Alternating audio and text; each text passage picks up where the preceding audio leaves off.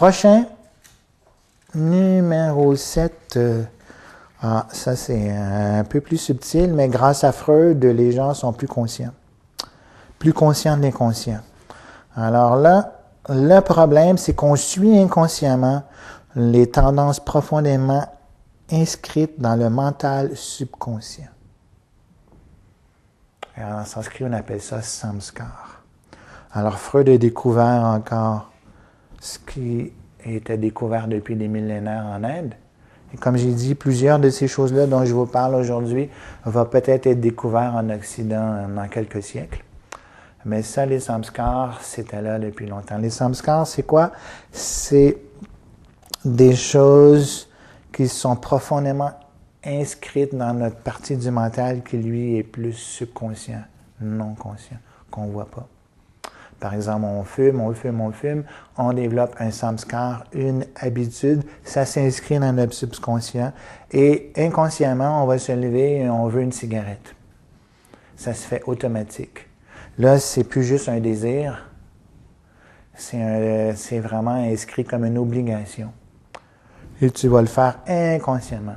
Et même si consciemment, tu sais que c'est pas bon pour toi, mais tu vas continuer quand même parce que tu suis ces tendances-là. Alors, encore une fois, esclave de quelque chose de pas bon.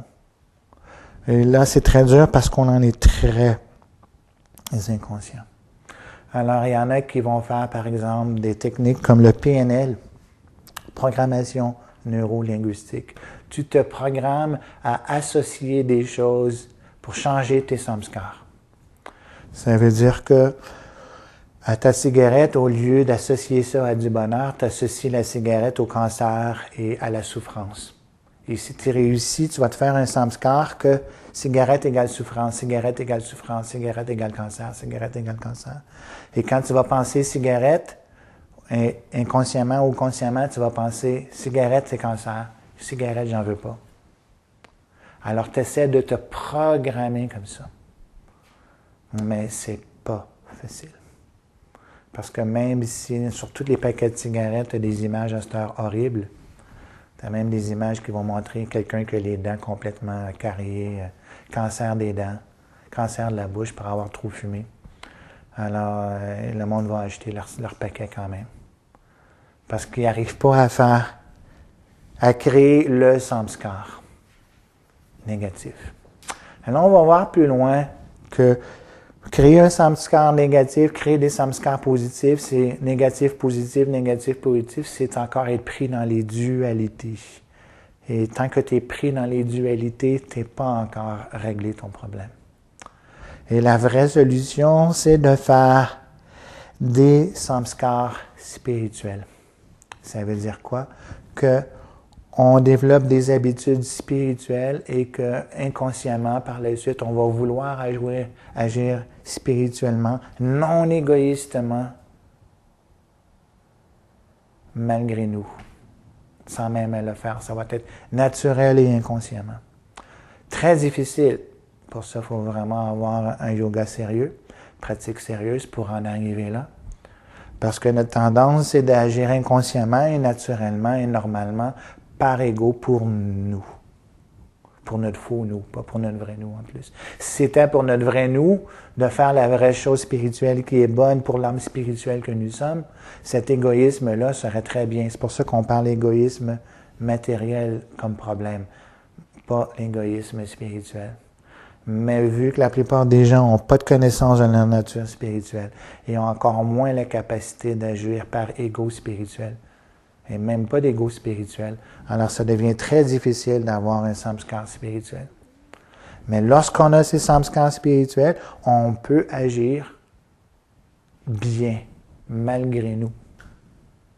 On va agir malgré nous inconsciemment de façon à ce que ça va être bon pour nous.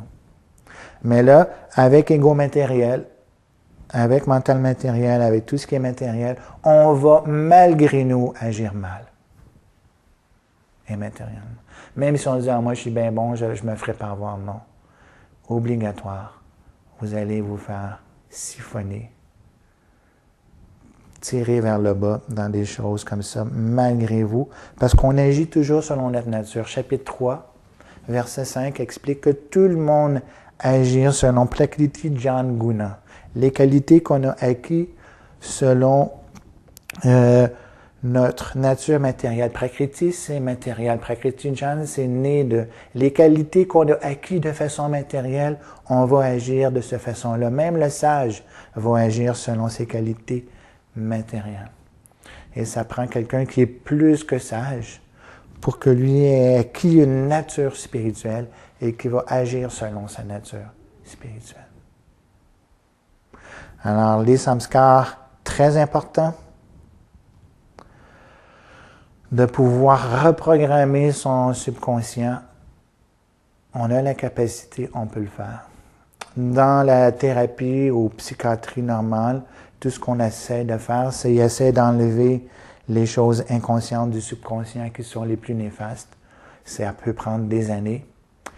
Mais tu fais juste, comme expliquait Freud lui-même, enlever les plus graves névroses pour pouvoir retourner à une vie normale de quiet desperation. Comment est-ce qu'on pourrait traduire quiet desperation? Un désespoir tranquille. Désespération. Un désespoir. Alors, la psychiatrie va vous aider à enlever vos plus grandes névroses et vous permettre de revenir à une vie de désespoir normale. Juste des frustrations normales, des choses normales.